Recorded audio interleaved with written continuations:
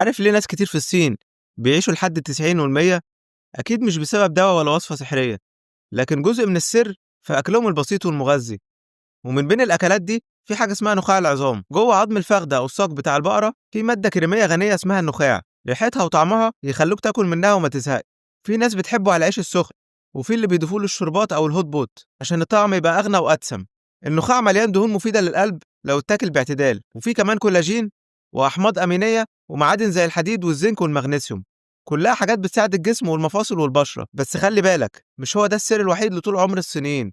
بيعيشوا كتير لأن أكلهم متوازن، وبيتحركوا كتير وبيعيشوا حياة بسيطة ومنتظمة. وفي الشتاء طبق شوربة نخاع سخن كفاية يخليك تحس بالدفء من جوه لبره. نخاع العظم مش أكل سحري، لكنه جزء من أكلة صحية متكاملة بتجمع بين الطعم والفوائد. المرة الجاية وأنت بتشتري اللحمة من الجزار، اشتري كمان العظم عشان تاخد النخاع اللي جواه. وأخيرا لو عجبك الفيديو اضغط لايك وشير، وتابعني وانتظر مزيد. شكرا.